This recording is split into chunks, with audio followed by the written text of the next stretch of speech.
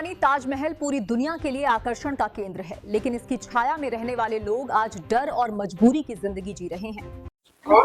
नमस्कार दोस्तों, मैं गोपाल शर्मा न्यूज अपडेट में आपका स्वागत करता हूं। और आज ताजमहल को लेकर जो बरसों से आ रही समस्याओं को लेकर आज हम बात करेंगे। हमारे साथ कह सकते हैं कि काफी पुराने जो शख्स हैं, धनराज जी आज हमारे साथ मौजूद हैं। आइए उनसे बात करेंगे कि किस तरह की जो मूलभूत सुविधाएं हैं ताजमहल के लोगों उससे वंचित रह रहे हैं।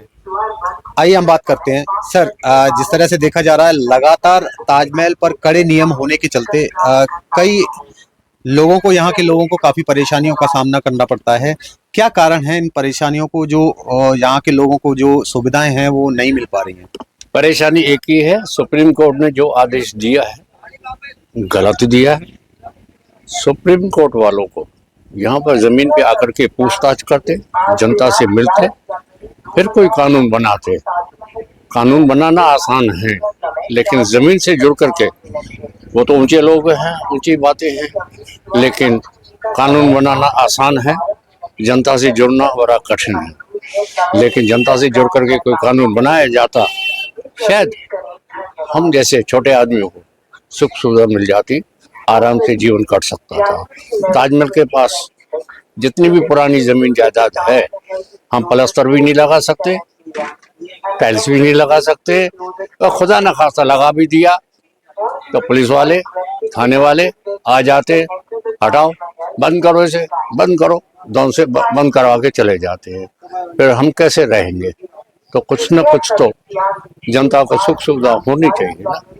आजाद हिंद में रह रहे हैं, इतनी कम शक्ति तो नहीं होनी चाहिए। सुप्रीम कोर्ट हो या सरकार हो, योगी हो या मोदी हो, लेकिन जनता को सुख देना चाहिए, आराम से काम कर सके, रह सके। अच्छा, जिस तरह से देखा जा रहा है कि जो कह सकते हैं कि धार्मिक स्थल हैं, जैसे मथुरा वृंदावन हुआ और गोवर्धन हुआ, बरसाना हुआ, उन पर धार्मिक स्थलों पर लगातार विकास कार्य देखने को मिल रहा है, लेकिन सातवां अजूबा होने के बावजूद भी ये इससे सौतेला व्यवहार कैसे?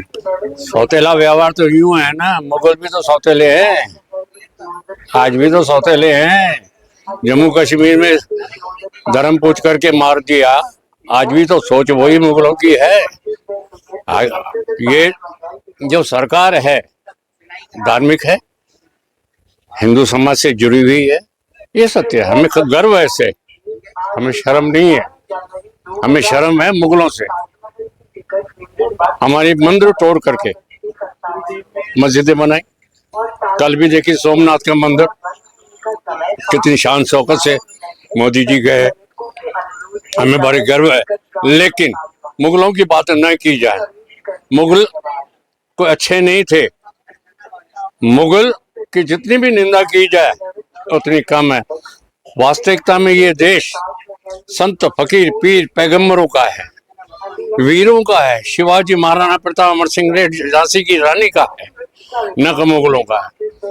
लेकिन इस तरह जो व्यवहार किया जाता है वो कारण सिर्फ मुगलों का इमारतें हैं, वरना मुगलों के तो अगर यही धार्मिक स्थल होते, यही बड़ा मंदिर होते, तो योगी और मोदी का सारा दिन यही होता, यही होता। मुगलों की वजह से वहां से 4 कदम दूर है योगी और मोदी। क्योंकि पहले था एक एमपी सेठ अचल सिंह, उस जमाने से आज तक आज 4 एमपी हैं आगरे के। 4 एमपीओ से मिल चुका हूँ, चपरासी से लेकर के अधिकारी से लेकर मिनिस्टर तक, मिनिस्टर से लेकर पार्लियामेंट तक। हमारी सुनवाई नहीं की है, हमारी सुनवाई नहीं की। मैं फ्री में सेवा करने को तैयार हूँ, जीवन को सफल करना चाह रहा हूँ, मैं जीवन को सफल करना चाह रहा हूँ। सेवा करने के बाद ये जीवन सफल हो जाए मेरा, यही मेरी तमन्ना है।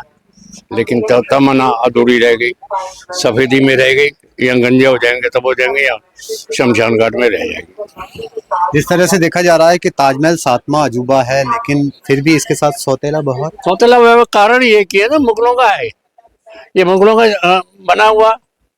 मुगलों का अगर नहीं होता, हमारे धार्मिक स्थल होते, मंदिर होता, देखिए योगी मोदी कैसे भग के आ जाते हैं।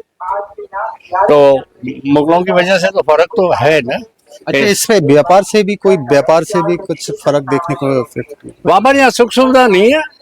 सुख सुविधा होती, सुख सुविधा व्यापारी को तो छोड़िए, आप आने वाले यात्री कितना दुखदाई है। आप किले के सामने देखिएगा, पार्किंग देखिए किसी कर्म की नहीं है।